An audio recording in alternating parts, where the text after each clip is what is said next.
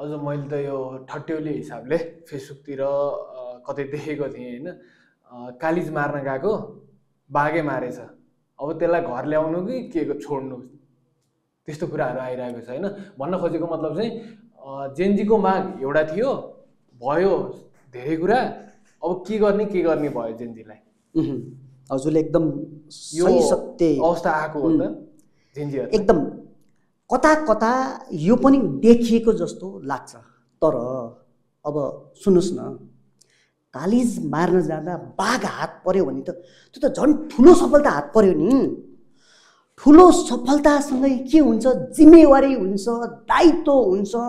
अब त्यो त पछाडि हट्ने अवस्थै छैन नि, झन् अगाडि बढ्नु पर्यो, विकासको खातिर अगाडि बढ्नु पर्यो, सम्पूर्णलाई लिएर अगाडि बढ्नु पर्यो नि।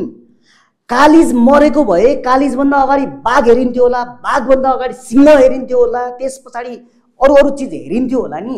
अहिले त ठुलो सफलता हात परेको छ भने त्यसलाई पश्चगमनतिर फर्किने कुरा भएन कि अग्रगमन कहाँ छ के छ, अगाडि बढेको छ गर्नै पर्यो।